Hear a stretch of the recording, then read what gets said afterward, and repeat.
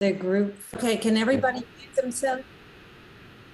Hi, welcome. This is Teresa Belcher. I am the founder of Honeymoon Islands, and this is another live show, Travel Tuesdays with Teresa. And today we're really lucky. We're featuring Viking River Cruises. We're going to take you around the world to some of the most iconic rivers around the world.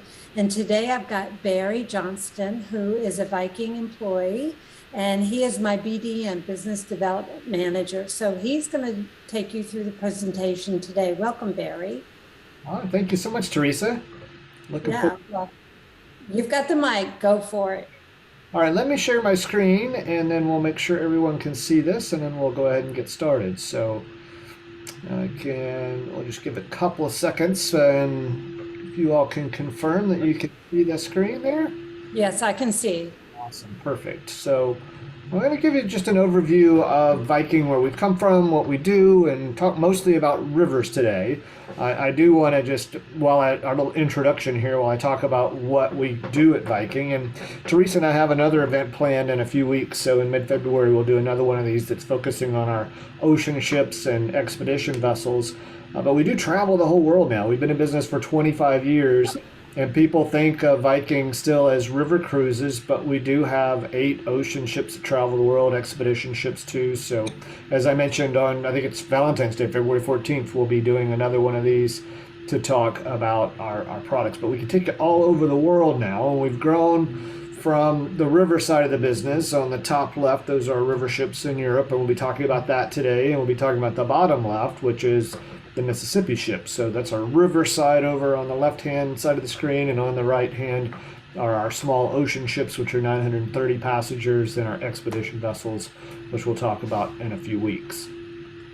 So let's talk a little bit about Viking and who we are, what we do. We've been in business for 25 years. Our owner is Mr. Torsten Hagen, who's from Norway. He went to school there, studied physics in Norway, then came to Harvard and did his MBA from Harvard, studied at Harvard, and then went into the shipping business and eventually got into cruise lines like the old Royal Viking line. If anybody remembers that line from the 70s and 80s, they were purchased by Norwegian in the early 90s.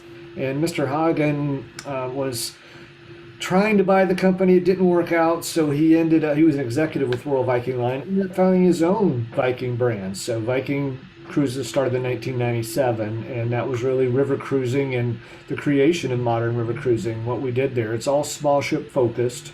We've had the same tagline our entire 25 years of business, which shows you that we're very focused, exploring the world in comfort. That's what we want to provide to you at Viking. And the real Viking difference is we are destination focused. Our ships are amazing. You'll be very comfortable on board. You'll have great food, but the real focus is the area that you're traveling through, and we'll help you experience it by an included tour in every port of call, a long list of optional excursions you can purchase from us. You also have things that we do on board, bringing the destination to you while you're on your ships, and that can be a lecture, it can be cooking demonstrations, musical performances, destination performances, singers, that type of thing. So, in regional food and regional beverage too, all brought to you during your cruise. So it is just a great way to travel. It's a very comfortable cruise. We don't have formal nights. We are adults only, so we're age 18 plus. It is a very comfortable way to see Europe, and highly rated too. We've been rated by Condé Nast Traveler and Travel and Leisure readers as the #1 river cruise line out there. And all river lines are great. I'm not going to say anything negative about any river cruise line because I really do think they're a great way to travel and see Europe. I will tell you why I think Viking is a great option, and that's because we have been doing it longer. We have more ships, more itineraries, more sailing dates. We are some efficiency of scale because of our size too, so better offers, better promotions, better ties to the airline industry with some great deals through our Viking Air, where we work with Delta, United, American Airlines, and all of their international partners on getting you back and forth from Europe. So those are some key reasons I think to book Viking. Now, our included values, the things that we have for you on every cruise that you do with us, is one short excursion in every port of call. Those are usually in groups of around 24 people or so. So very intimate. You're not in this big, massive group of the entire ship going out. Small groups. You're going to have a headphone device, an earpiece that allows you to listen to the speaker. So the tour guide will have a mic and you'll be able to hear the guide perfectly as you go through your tour. That included tour varies in scale and scope. It can be a 2.5 to 3.5 hour tour of something that's like the city center, the highlight of a city that you're visiting. It can vary and be longer scope too. On our Paris to Normandy itinerary, we have a 10.5 hour included tour that goes off to the beaches. So I'll talk a little bit about that and a little bit further on as we get into some of the destinations. All your food's included. There's multiple dining menus. Wine, beer, and soft drinks are included during lunch and dinner, especially coffees and teas are available 24 hours. We include bottled water that's replenished daily right in your cabin. We'll give you bottled water when you're heading out on the ship for the day too. We have complimentary Wi-Fi. First class hotels if you choose to do a pre or post extension with us. In-room entertainment, port charge and government taxes are going to be included on the invoice that you see from Teresa. So no additional hidden charges there, no nickel and diming when it comes to that. So that's all the inclusive values. Let's talk about what you'll see. So I'm going to go through just some beautiful images of Europe and our river cruising there. We're going to focus on Europe to begin with. And this is Kinderdijk. This is a spectacular UNESCO World Heritage Site in the Netherlands where there are 19 windmills from the 18th century. They're absolutely amazing. 2 of the windmills have been restored to how they were 300 years ago. The others are actually modernized, and there are actually millers and their families who still live there.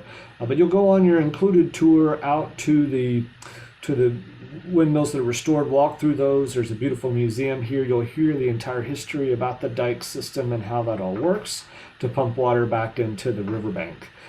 There are a couple of optional excursions here, and I think that's the beauty of Viking. So we have the included tour for you, but we have some optional excursions throughout all of our itineraries that you can purchase.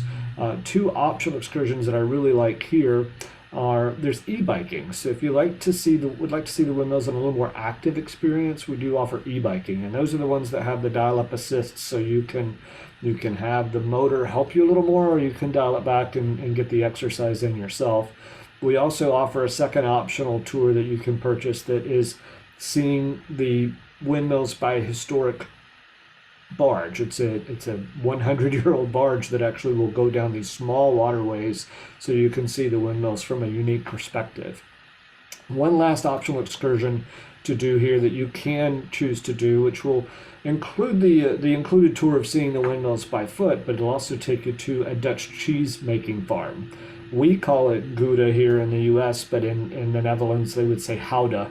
The G is harder, but it's a family farm. It's been a dairy farm for 150 years, and they've been making cheese there for the last 50 years. 3 generations currently live on the farm and produce the cheese. It's really it's an experience I've done myself, and I really enjoyed it. And of course, there is cheese to purchase if you'd like to at the end, and it's cheaper here than you'll find it in Amsterdam or in some of the larger cities like Rotterdam. So it's right here, directly buying from the cheese maker.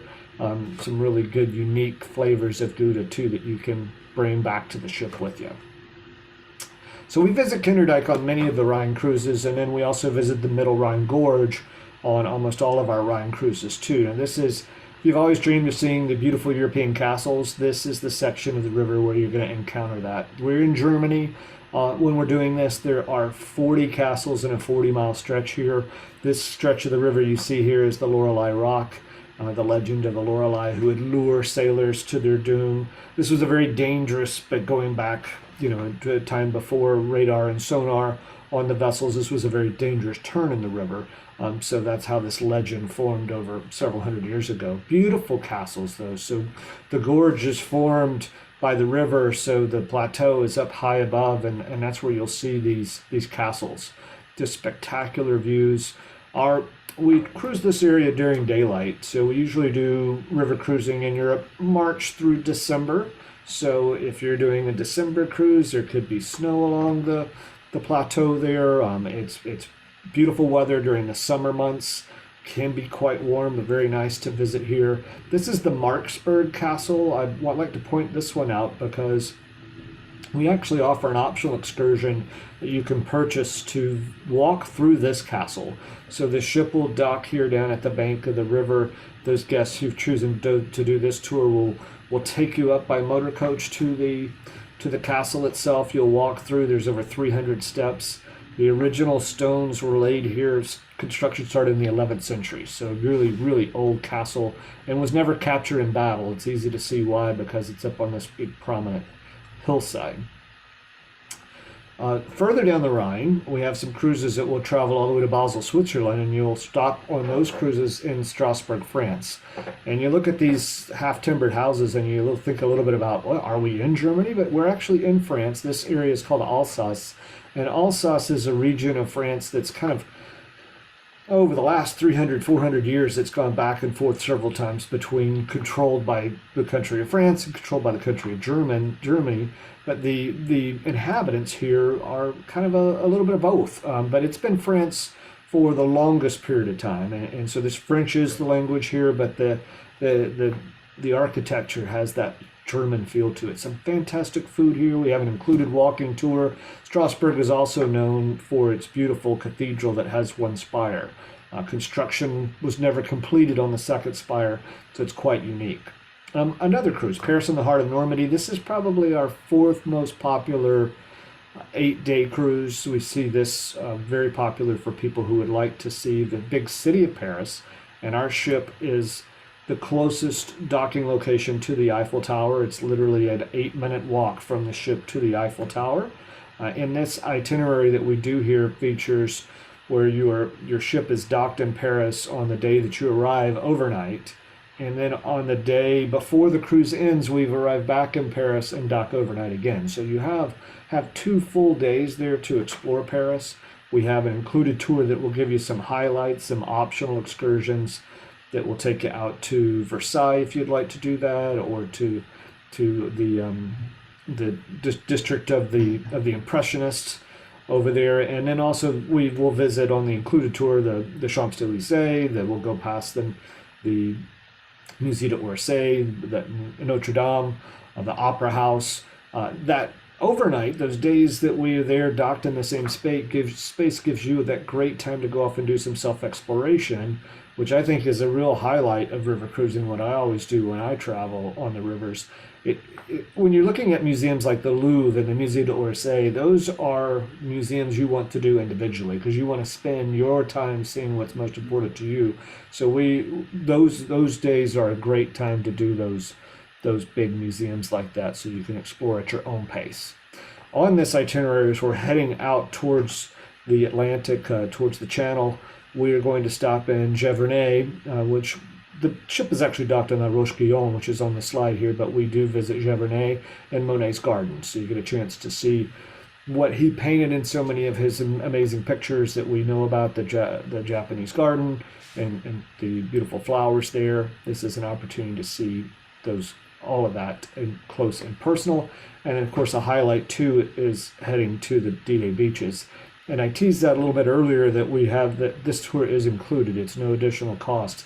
It is an 11-hour tour that we do down to Normandy, and we'll take a walk on Omaha Beach. So you actually get to set foot on Omaha Beach. I have a vial of sand. Let me find it here on my desk.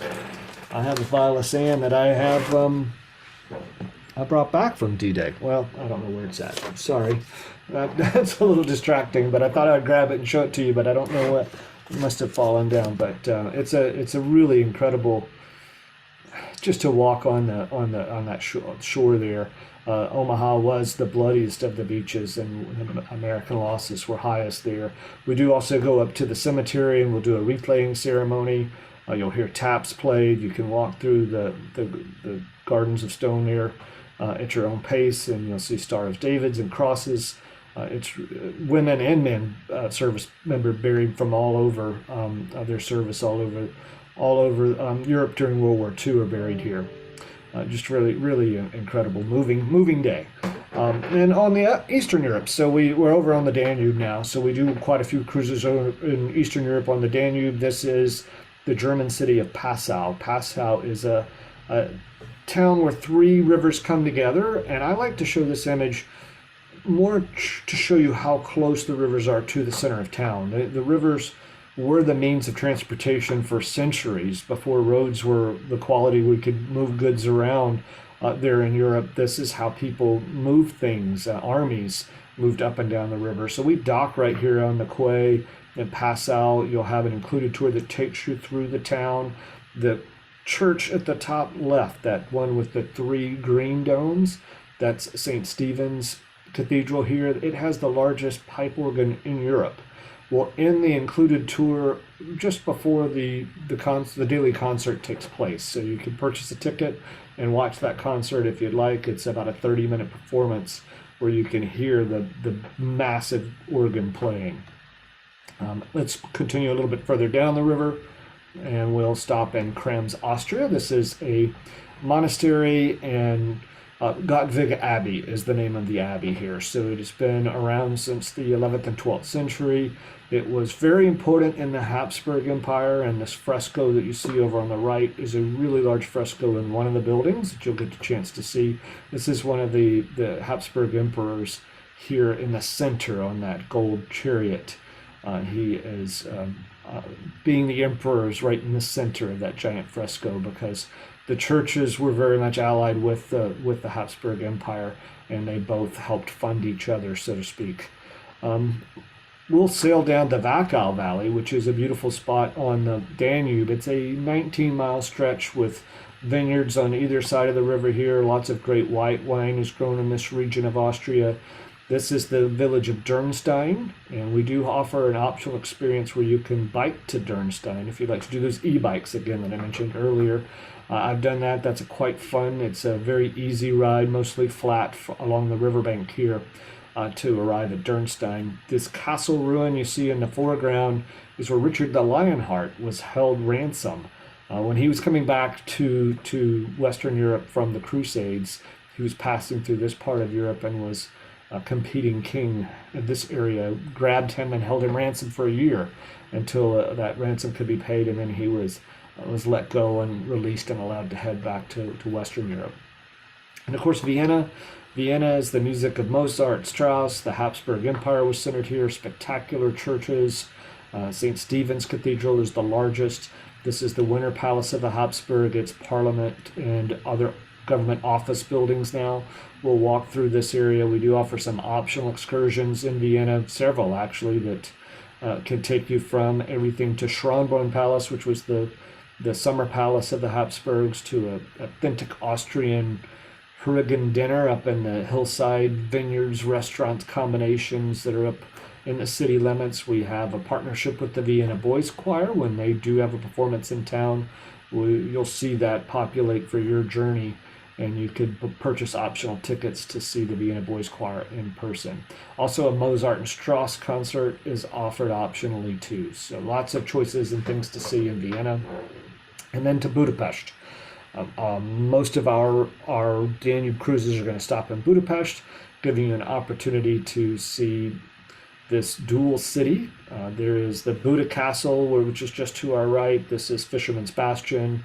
Matthias Church is to our left, and looking down at the Parliament building, we dock right here near this point where you can walk across the chain bridge. Once it's open, the chain bridge is still under repair. It's been in repair for about 3 years. Everything I'm reading is saying that it will finally be finished this year, so hopefully soon. But we will take you across to both sides of the river on your included tour, and we have many optional tours there in Budapest too. I talked about when we cruise on the rivers of Europe, it's primarily March through December. If you are looking for the spectacular Christmas markets, that's going to be December of each year. And you'll find all of our itineraries that are on the Rhine and the Danube. We operate the most popular ones as a Christmas version. It's really focused on Christmas and holiday activities, as well as visits to the markets. We'll have some included tours that take you to the markets to talk a little bit about that, and about ample time for you to have a chance to go through the markets on your own. Some of the cities offer multiple markets, so we won't get to all of them. Like Vienna has 4 markets. We'll get to 1 or 2 of those, and there'll be multiple markets in Budapest. Everything from small towns to large cities have these Christmas markets along the Rhine and the Danube.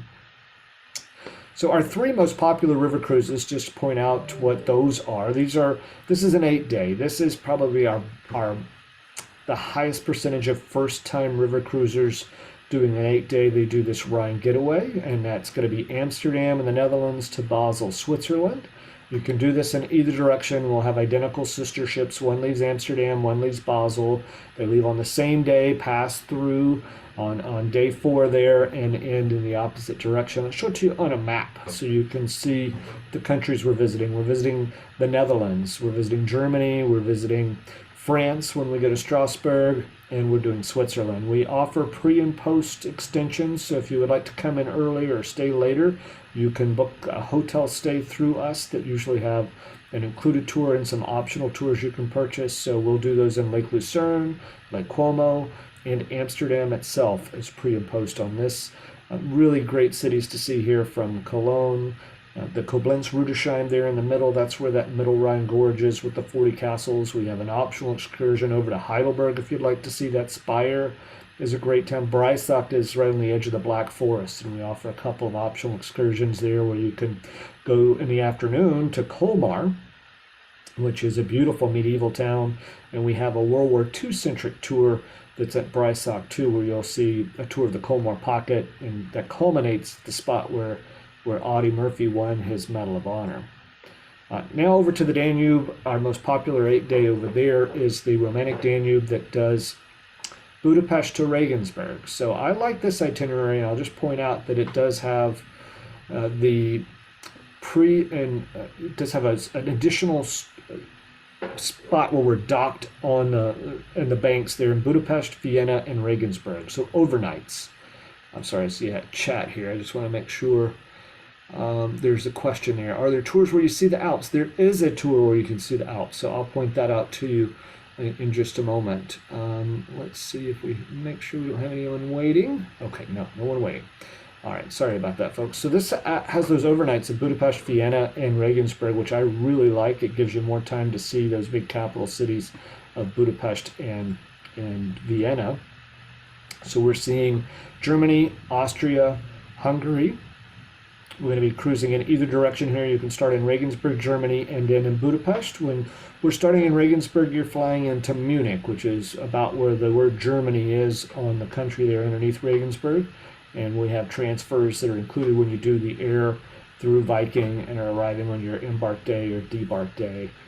In Budapest, we have a post. You can stay over longer there. We have pre's in Budapest. We have Nuremberg and Prague as pre and post options too. So we're seeing Germany, Austria, and Hungary on this itinerary. And if you can't decide between Eastern and West Europe, this is an itinerary that does a little bit of both. We're doing the Rhine and the Danube, and we tie them in together by a river called the Main. This is Amsterdam to Budapest or Budapest to Amsterdam. You do overnight in Budapest and Budapest and Vienna. So more time in those cities. So we are seeing the Netherlands, Germany, Austria, and Hungary. Pre and post options in Amsterdam, Prague, and Budapest. The Main River connects the two together. We're seeing Miltenberg, Würzburg, Bamberg. We have an optional tour down to Rothenburg, which is many people consider the most medieval and best preserved medieval city in Germany. There in Rothenburg. But this is a fantastic itinerary too. So 15 days. We do have free air on this itinerary for 2023 and 2024. So this is one of those itineraries we always do have free economy air through Viking. You can purchase upgrades to Economy Plus or to the Comfort class, depending on the airline, what that's called, and also on business class. We'll have those upgrades available that you can purchase through us. I apologize, folks. Turn my phone off there. So let's talk about the ships now. These are the Viking longships that we utilize on these itineraries we've talked about on the Rhine and the Danube, and on a couple of rivers in France too. We do the Bordeaux region, and we do the Rhone in the south of France on a ship like this. We do our Holland and Belgium itinerary. We do the Tulips and Windmill itinerary that's going to be in the Netherlands too during tulip season. It's all on a ship just like this. It's only 190 passengers. So very intimate. It is a different feeling than a large cruise with 2,000, 3,000, 4,000 people on it. If your past experience is all large ship ocean cruising, this is the complete opposite. It is your intimate floating hotel that's taking you up and down the rivers. Just unpack once, and then you're here in your ship and docking right in prime docking locations. So just 4 decks in total. We'll have passenger cabins on 3 decks. Deck 1, which is at the waterline, deck 2, which is halfway up, and then deck 3. And then deck 4 is the open air top. That's where you can see all around. The back half of the ship is hotel rooms. That's where your staterooms are. The front half of the ship is your restaurant and your lounge. And the Aquavit Terrace up there at the front. We have a unique bow shape at Viking on our ships, and that enabled us to create more open space up front. And that's a second dining venue. So you can have breakfast, lunch, or dinner up there in the Aquavit Terrace at the front of the ship. It's very relaxed at Viking. You don't need to pack formal wear. No need for a suit, a tie, or anything like that. No cocktail dresses. It is very relaxed. So very comfortable. It's Scandinavian design elements. It's understated, relaxed. It feels like home. You can wear jeans, shorts, whatever you're comfortable with when you're going out for your shore excursions or spending time during the day on the ship. We call it maybe a dress casual or country club casual at dinner. So slacks and a golf shirt or a sweater or a button down for men are all that's necessary. Again, no suit or tie are needed. This is the middle atrium where you come on board the ship. So we're going to have those passenger cabins back behind us on deck 2 and 3, and you can see stairways going down to deck 1. There's a few staterooms down there. Straight ahead on this level is the restaurant. Straight ahead up on the 3rd deck is the lounge. So let's show you both of those. We'll start at the restaurant and talk a little bit about food and how it's served here. It's open seating during any time you come for a meal in the restaurant. So you don't have assigned table.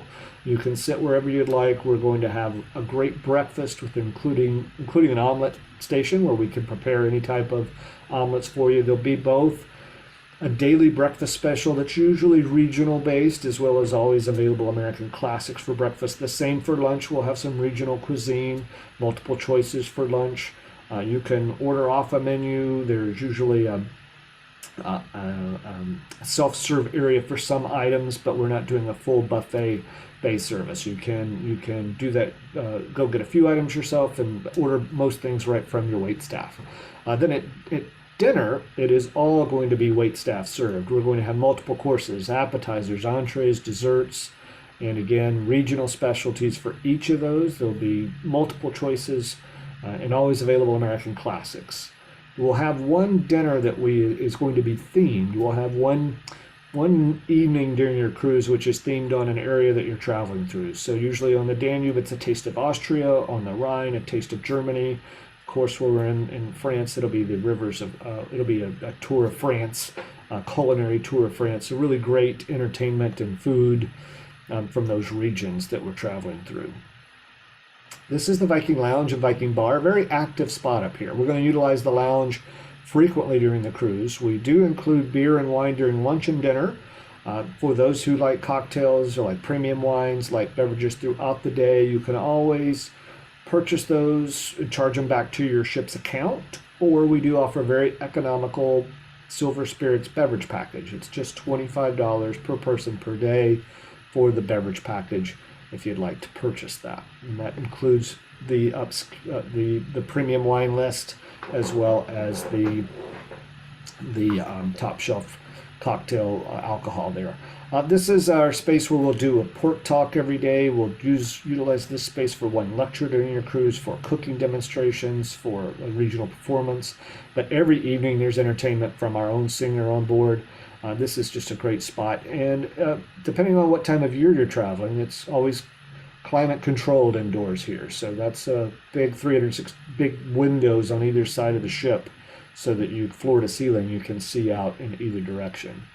Moving forward to the Aquavit Terrace, this is the very front portion of the Aquavit Terrace is always open air. There is a half of it we can enclose, and that's where the food service is, so we can do a lighter breakfast, a lighter lunch, or the full dinner out here. And if you're traveling, my most recent cruise, I did a cruise for pleasure too. So not only am I an employee of Viking, I do believe in the company, and I love the product, and I do travel on it on vacation. So I was cruising on the Danube in August, and it's fantastic weather. It was in the 70s every evening, and we just dined out here on the front of the ship on the Terrace every night.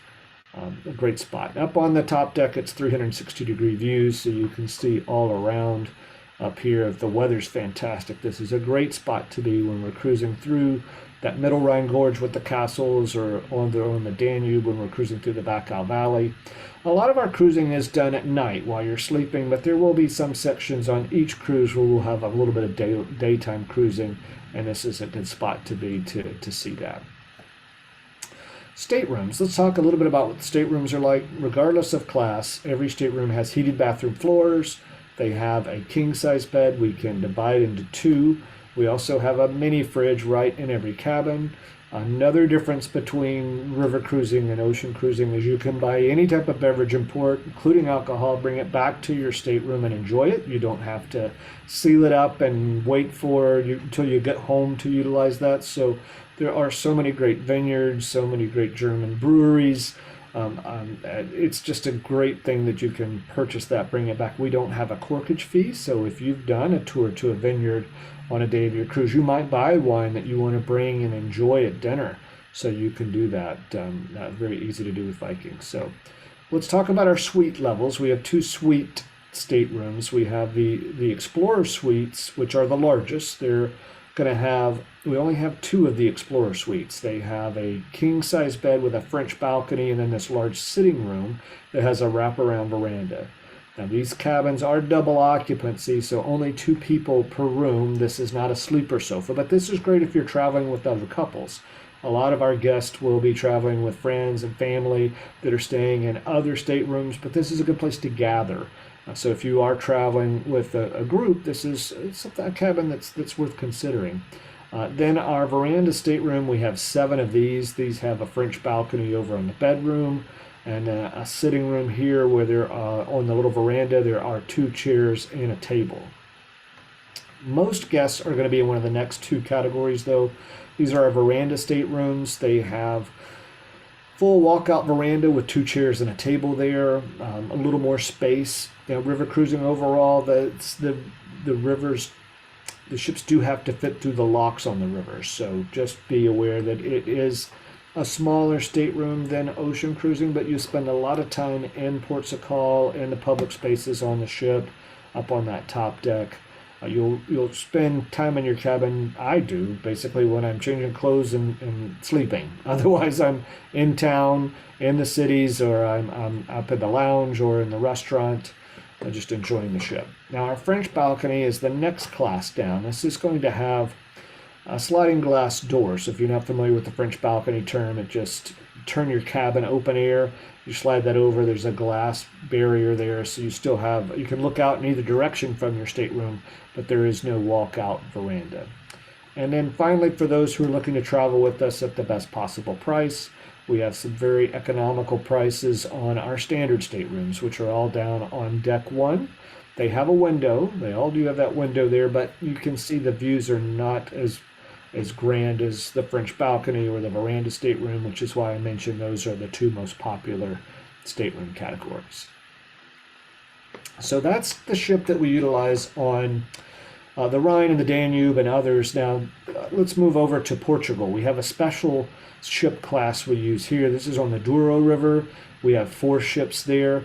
These are similar look and feel, but a smaller ship overall. This is just 98 passengers. So very, very intimate here when we're cruising on the Douro. To talk about some of the other rivers that we cruise on, we have some exotic destinations you can do with Viking too. This is the brand new Viking Saigon, which is sailing on the Mekong River. This is what we call a land tour. You do a cruise on the lower Mekong, but you're also visiting Angkor Wat and also Hanoi by way of air and hotels with tours included. Our program directors will be with you the entire way. So starting in Hanoi, ending in Ho Chi Minh City, well, previously was known as Saigon. This is an 80 passenger ship. Kind of looks like a colonial feel to it, but very modern. Just launched in August, so she's brand new. The staterooms are quite large here, 301 square feet for even the French balcony staterooms. This is an artist rendering of our new class of ships in Egypt. We also do the Nile River. This is the Aton and the Osiris. The Osiris was actually launched in August. I just don't have a presentation with with an actual picture of her yet. I need to plug those in. I'm really waiting on our marketing department to do so. But this is a 82 passenger ship built brand new by Viking. The Aton will be joining the fleet this coming August. So 2 brand new ships. We have Egypt on sale all the way out to 2025.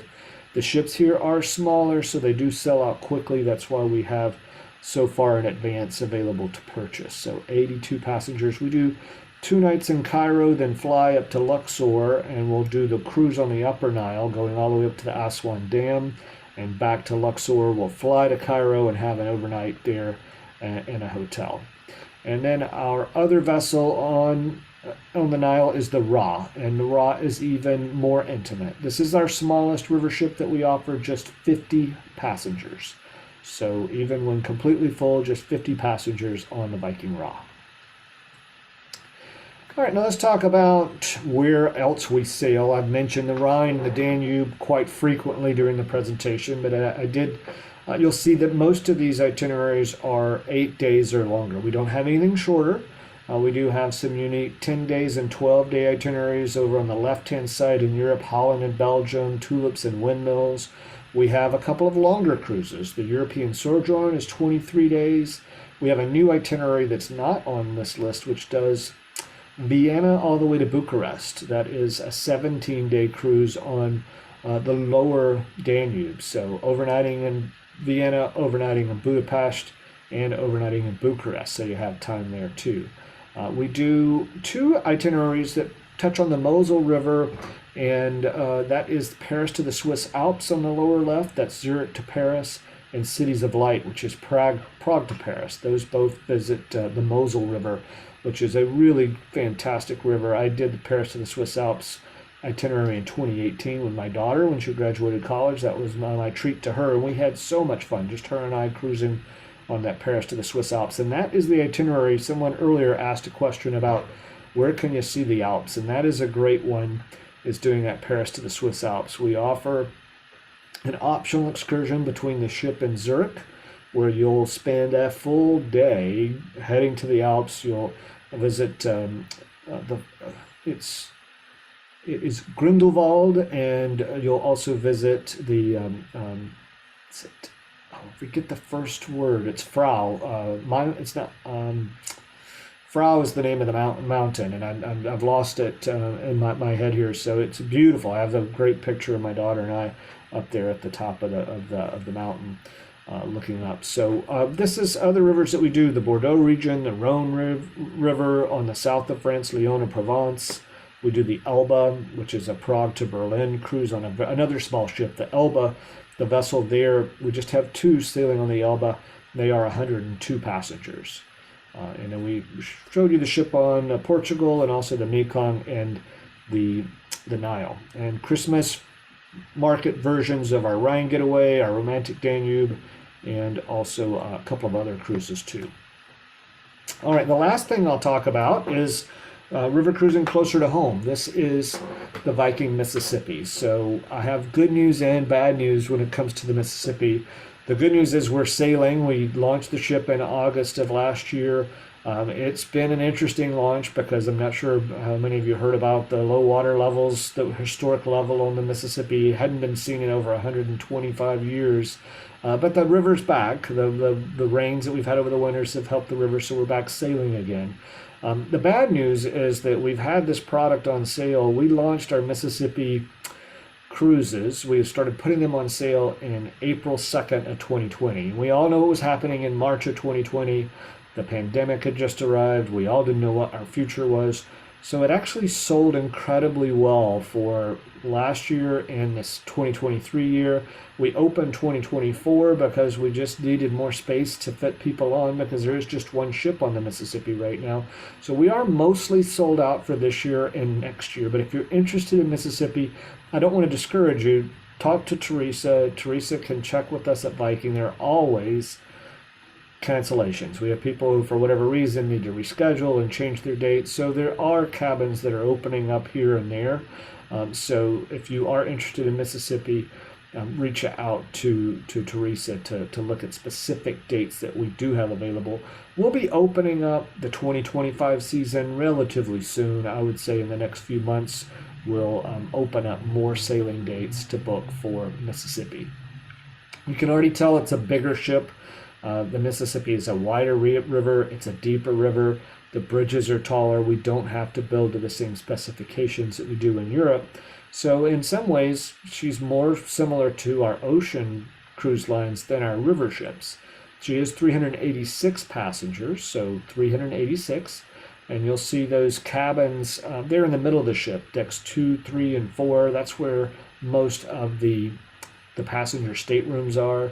And we'll use that lower deck closest to the waterline, deck 1. That's where our restaurant is, our living room space, our explorer's lounge. And on the very top deck, deck 5, you see the back half of the ship. That's all public space too. That's our Aquavit Terrace. So a second dining venue. We even have a small dipping pool at the very back of the ship where you can sit in and cool off on the Mississippi. And we do cruise the Mississippi year-round. So there is no stop, no pause in sailing here. It just depends on the time of year will dictate where we are on the river. So in the coldest part of the year, December and January, we're going to be down on the very, very southernmost part of the river. We're going to be sailing out of New Orleans, and it's a round trip ship itinerary there up to Vicksburg and back to New Orleans. So that's the only itinerary that starts and ends in the same city. So that's New Orleans round trip. Then in spring and fall, we're going to be doing what's our itinerary called Heart of the Delta, which is you can go in either direction, Memphis to New Orleans or New Orleans to Memphis. The ship's basically going to be going back and forth up and down the river between those ports of call throughout the spring and the fall.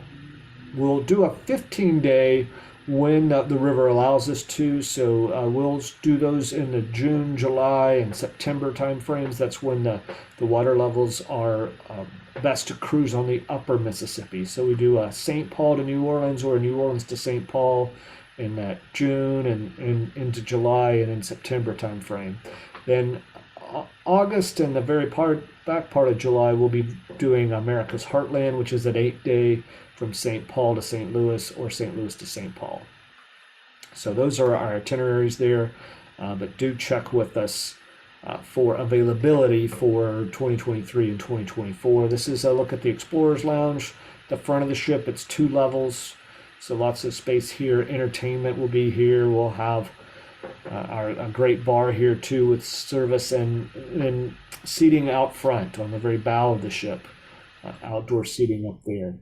The staterooms do look a lot like our Viking Ocean staterooms. In fact, they are almost the same square footage. So our veranda and deluxe veranda on our ocean ships are 270 square feet. So the veranda and deluxe veranda on Viking Mississippi are 268 square feet. So that's the one over on the left. We've basically taken the motto, if it's not broken, don't fix it. Our ocean ships are amazingly reviewed. People love the verandas there, so we've done that same class there. We do have 8 cabins that are American Disability Act accessible cabins. Those do have French balconies instead of the roll-out verandas.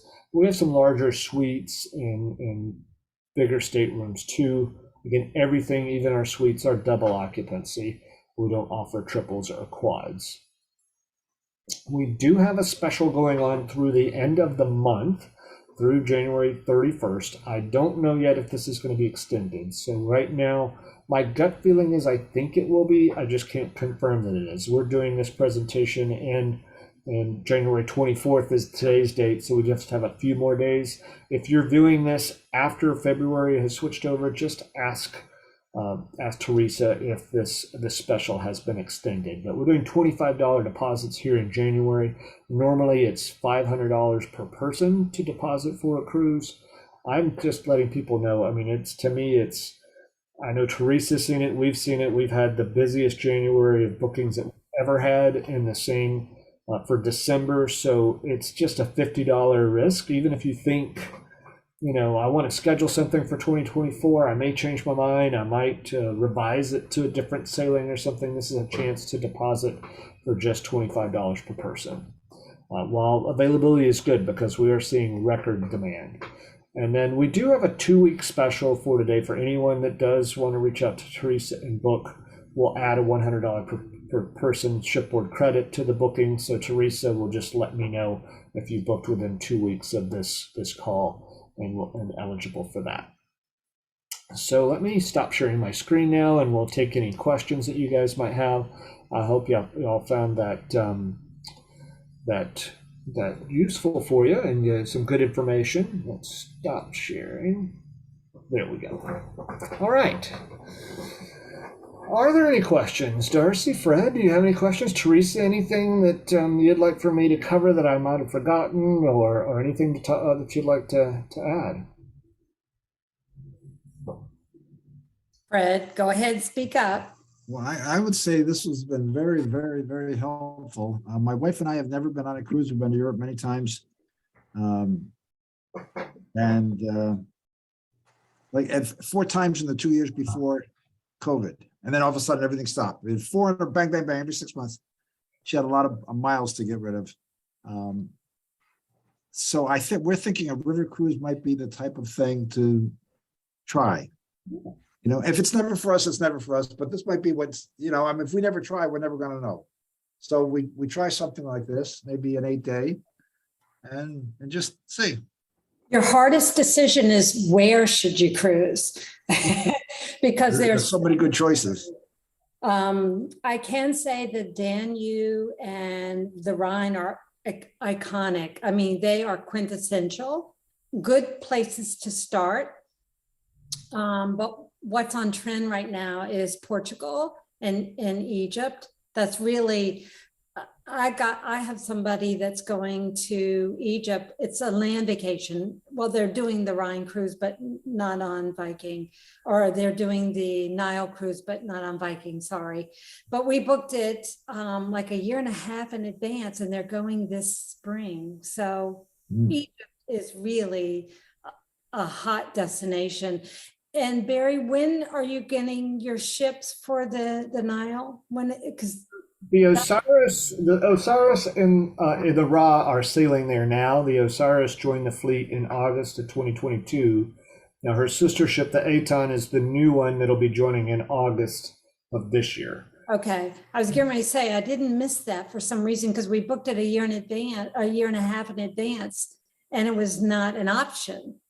And all of a sudden it is an option. So, Portugal and Egypt are right on trend right now. But if you're starting a river cruise and you want to see historic Europe, the Rhine and the Danube are quintessential. I mean, they're the go-tos. So, but I do have a question. Barry, can you explain what you do when you have a drought, because that has been an issue in Europe for a couple of years now, and you guys work around it quite nicely. I'd like to hear how you handle that. Sure. So I'll talk a little bit about how we do it at Viking. We have a couple of strengths that are in our favor, the biggest being the size of our fleet. So if I probably recall me mentioning during the program that we'll have sister ships that leave on a port of call in the opposite direction, and you'll pass. Low water is completely out of our control. We do our best to let you know if we think it's going to happen. I do recommend. It was all over the news, of course, this past late July and into August. There were about 6 weeks of severe drought. This was an unusual year. This was worse than it usually is. There were a few weeks of water issues scattered last year. Nothing like this. 2021, I'm sorry, 2020 was actually a great water year, but of course we weren't sailing then because of COVID. 2019 was a good water year, no main issues there. 2018 was another year with drought. But if you do have concerns about low water, if you saw those news articles in the news back in this past summer, just avoid late summer. That's my recommendation. We are not going to have low water issues in the spring or very early summer. And traditionally not in the fall either. So that late September, October, November, it's unusual to have water issues that do extend that difference. We can't predict it, but when we do have those issues that happen, that's where those sister ships come into handy. We didn't have to cancel any cruises. Some of our competitors did have to cancel cruises or convert their cruises into motor coach tours because they don't have the fleet size that we have and the flexibility. We always have, anytime, because we have 70 ships on the rivers, we have, if there is a blockage, we have a ship on either side of it. So what we're able to do is get as close as possible. You do have to pack your bags. We'll take your bags to the new ship. You'll go out for a motor coach to do your tours for the day and end at the new ship. The ships are identical sister ships. So if you were in cabin 205 on your previous ship, you'll be in 205 on the new ship. And your program director will go along with you. So if that's how we handle it. I do have another recommendation too, and Teresa can go over travel protection and insurance products with you. There are others out there. We have our own that we offer too. Obviously, I don't care what you book. I think it's important to have travel insurance, but the Viking Travel Protection Plan does have a rider that you can purchase that gives you a cancel for any reason. Allows you to just basically say, you know what, I don't want to go. My cat is sick. I don't want to go. I've heard, the rivers suddenly are, it's not raining in Europe. I don't want to go on this time. It allows you to reschedule your trip for the future. Keep all of your money towards a future trip. That's something to keep in mind too. Yeah. All right, I have a question. Yeah, go ahead. Okay, so speaking of cancellation, so somebody books a ship for a June 1st trip. And on May 25th, calls and says, "Oh my God, we can't make it. My cat is sick." Yeah. And I come in and I say, "Oh, I'll go next week." Is there a break in the price? Is there anything to entice me to say, "Yeah, spend your money on my ship"? Well, at that close in, that's where that cancel for any reason rider on our travel protection plan would be the way to protect yourself if you want to have that type of flexibility to cancel close in for any reason at all, literally. So Teresa can go over our options as well as other vendors. I was thinking from the other end, from the other end. I'm sitting Last minute deals. saying, "Oh, you have an opening. I'll take it." Is there any incentive for me to drop what I'm doing this week and go? To be honest, when you're talking about an 8-day cruise like that, Teresa can always look, but we typically, the closest in we'll book anything is 3 weeks out, and primarily by then we don't have too many cancellations unless it's very close in, right? So Fred, I've been doing this for 43 years. I have not seen that. You would be my first. All right. Honestly, that would be very unusual, especially in the times we're living in right now, post-COVID. Travel is in such high demand. For me, it mirrors what I went through in 1998, 2000 era. There was a couple years where it was crazy busy. I would go to bed at 11 o'clock at night, wake up at 4 in the morning. I still didn't get it. I couldn't get it all finished. It was just slammed.